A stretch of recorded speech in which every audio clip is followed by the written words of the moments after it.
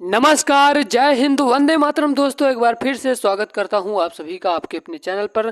दोस्तों अगर आप भी उत्तर प्रदेश पुलिस की तैयारी करें तो हम प्रैक्टिस करवा रहे हैं, तो आप करते हुए चलिए, एक दिन आपको सफलता की ओर लेकर जाएगा ये प्रश्न। तो चलिए दोस्तों वीडियो को शुरू करते हैं बिना किसी देरी किए हुए। पहला प्रश्न है आपकी स्क्रीन के सामने कि आशा की धातु किसे कहा जाता है। तो दोस्तों याद रखिएगा, जो आशा की धातु होता है उसे यूरेनियम को, किसको भैया, यूरेनियम को कहा जाता है। ऑप्शन नंबर ए सही हो जाएगा। पहली चीज तो मेरा ये नियम है दोस्तों कि मैं कभी भी 25 क्वेश्चन से ज्यादा नहीं करवाता, मैं पहली बात बताता हूँ, लेकिन 25 प्रश्न आप लोगों के लिए बहुत ज्यादा महत्वपूर्ण रहेगा। दोस्तों अभी समय कम मिल पा रहा है, इसलिए मैं 25 ही प्रश्न कर रहे हैं, परंतु कुछ समय के बाद आपको 50-50 प्रश्नों को करवाएंगे। अगला प्रश्न है कि कौन सा तत्व सूर्य में सर्वाधिक पाया जाता है। तो मेरे दोस्त याद रखिएगा, कौन सा तत्व सबसे ज्यादा सूर्य में पाया जाता है। तो याद रखिएगा हाइड्रोजन जो होता है मेरे दोस्त, कौन, हाइड्रोजन का प्रतीक H होता है। ये होता है दोस्तों सूर्य में सर्वाधिक पाया जाता है, क्या, हाइड्रोजन, याद रखिएगा। आपका नेक्स्ट प्रश्न है, कह रहा है कि निम्नलिखित में से किस वैज्ञानिक ने पदार्थ की 5वीं अवस्था के लिए कुछ गणना की थी। तो मेरे दोस्तों याद रखिएगा, इसका करेक्ट आंसर हो जाएगा ऑप्शन नंबर डी वाला, Satyendra Nath Bose. Option number D वाला सही हो जाएगा।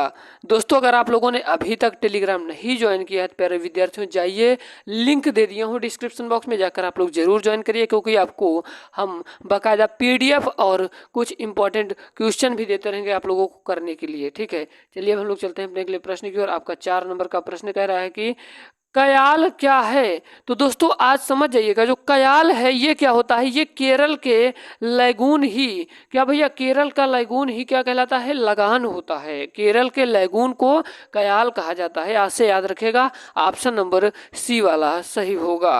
आपका अगला प्रश्न आपकी स्क्रीन के सामने है, कह रहा है कि बायोगैस बायोगैस बायोमास से किस प्रक्रिया के माध्यम से वो उत्पन्न होती है। तो दोस्तों याद रखिएगा, ये अवयवीय किण्वन द्वारा उत्पन्न होती है। ऑप्शन नंबर बी वाला सही होगा। आपका नेक्स्ट प्रश्न है दोस्तों कि लोक लेखा समिति में कितने सदस्य होते हैं। तो दोस्तों याद रखिएगा, इसका राइट आंसर हो जाएगा ऑप्शन नंबर ए वाला 22।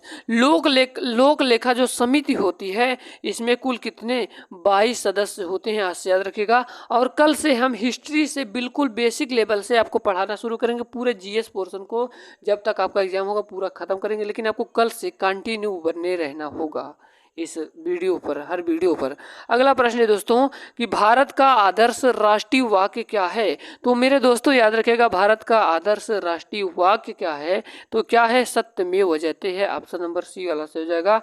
आपका नेक्स्ट प्रश्न आपकी स्क्रीन के सामने है, कह रहा है कि पारिस्थितिक विज्ञान केंद्र कहाँ स्थित है। तो पारिस्थितिक विज्ञान केंद्र जो होता है दोस्तों ये बेंगलोर में आपका स्थित है। ऑप्शन नंबर डी वाला सही होगा। आपका अगला प्रश्न है, कह रहा है कि ऑर्निथोलॉजी में किसका अध्ययन होता है। तो मेरे दोस्तों याद रखिएगा, पक्षियों का अध्ययन होता है, किसमें, ऑर्निथोलॉजी में।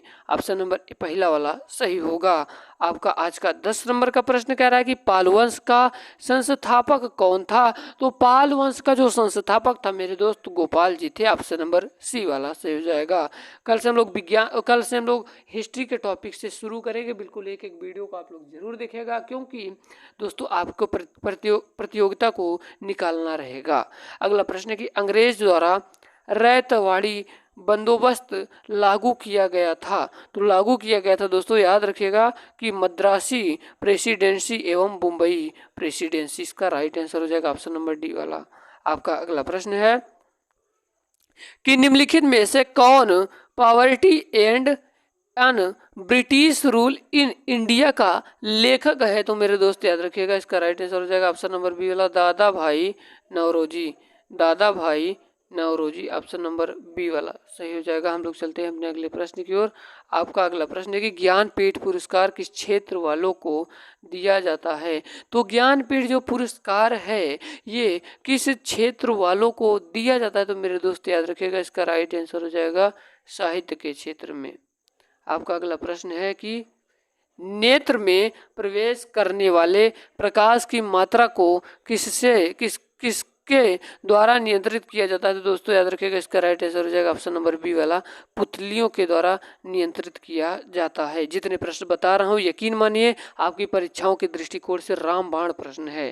ठीक है, अगला प्रश्न है कि राष्ट्रीय खेल दिवस 29 अगस्त को किससे संबंधित है? तो दोस्तों याद रखिएगा ये किससे संबंधित है? तो ये है मेजर ध्यानचंद से, ऑप्शन नंबर बी वाला सही होगा।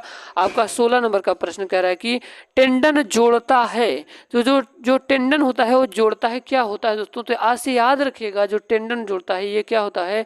ये पेशी को हड्डी से जोड़ने का काम करता है, ऑप्शन नंबर बी सही हो जाएगा। अगला प्रश्न है कि अकबर के दरबार के सूले खाकार का नाम क्या है जिसे जरीन कलम या स्वर्ण कलम के नाम से सम्मानित किया गया था? तो दोस्तों याद रखिएगा इसका राइट आंसर हो जाएगा ऑप्शन नंबर डी वाला, मोहम्मद हुसैन कश्मीरी। आपका अगला प्रश्न है कि कह रहा है कि भारतीय सशस्त्र सेनाओं का सर्वोच्च कमांडर कौन है? दोस्तों याद रखिएगा इसका right answer option number A वाला, राष्ट्रपति। भारतीय सशस्त्र सेनाओं का सर्वोच्च कमांडर राष्ट्रपति होता है। हम लोग चलते हैं अपने अगले प्रश्न की ओर। आपका 19 नंबर का प्रश्न कह रहा है कि निम्नलिखित में से किस देश में पम्पास घास के मैदान स्थित है? तो दोस्तों याद रखिएगा अर्जेंटीना, ऑप्शन नंबर बी वाला सही हो जाएगा। हम लोग चलते हैं अपने अगले प्रश्न की ओर। कह रहा है कि सुंडा जल संधि 2 द्वीपों के बीच स्थित है, उनमें से एक द्वीप जावा है, दूसरा द्वीप कौन सा है? तो मेरे दोस्त याद रखिएगा इसका राइट आंसर हो जाएगा ऑप्शन नंबर डी वाला, सुमात्रा। 21 नंबर का प्रश्न है कि फूलों को कृत्रिम रूप से पकाने के लिए कौन सी गैस उपयुक्त की जाती है? तो जो फलों को कृत्रिम रूप से पकाने के लिए कौन सी गैस भैया प्रयुक्त की जाती है? तो याद रखिएगा एसिटिलीन गैस जो होती है दोस्तों फलों को पकाने का काम करती है। अगला प्रश्न है कि भारतीय संविधान के अनुसार संविधान संशोधन विधेयक संसद के किस सदन में पारित होता है? तो दोस्तों याद रखिएगा इसका राइट आंसर हो जाएगा ऑप्शन नंबर सी वाला, उच्च सदन और निचला यानी कि दोनों ऊपरी और निचली सदन अलग अलग अलग से। ठीक है दोस्तों, ऑप्शन नंबर सी वाला सही होगा। आपका 23 नंबर का प्रश्न है दोस्तों आज का। मैं बताया था ना कि मेरी वीडियो 7 से 8 मिनट की होती है, परंतु यकीन मानिए जो 100 प्रश्न भी करवाएंगे ना उनसे भी ज़्यादा महत्वपूर्ण रहेगी। जाके आप पेपर देंगे तब आपको पता चलेगा इसका महत्व। जब दूध को प्रबल ढंग से मथा जाता है तो उसमें से क्रीम किस कारण से अलग हो जाती है? तो मेरे दोस्त याद रखेगा इसका राइट आंसर हो जाएगा ऑप्शन नंबर ए वाला, अब केंद्रीय बल की वजह से।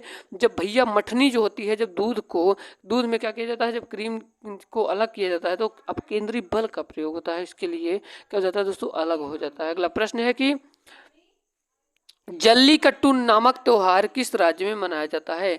तो जल्लीकट्टू नामक जो त्योहार है ये तमिलनाडु में मनाया जाता है, ऑप्शन नंबर बी वाला सही होगा। आपका अगला प्रश्न है कि निम्नलिखित में से किस उपनिषद में वसुधैव कुटुंबकम शब्द का उल्लेख किया गया है? तो दोस्तों याद रखिएगा इसका राइट आंसर हो जाएगा महाउपनिषद, ऑप्शन नंबर बी वाला सही हो जाएगा। उम्मीद करता हूँ आज की वीडियो पसंद आई होगी। वीडियो पसंद आई है तो वीडियो को लाइक करिएगा, चैनल पे नया तो जरूर सब्सक्राइब करिएगा ऐसे इंटरेस्टिंग वीडियो के लिए।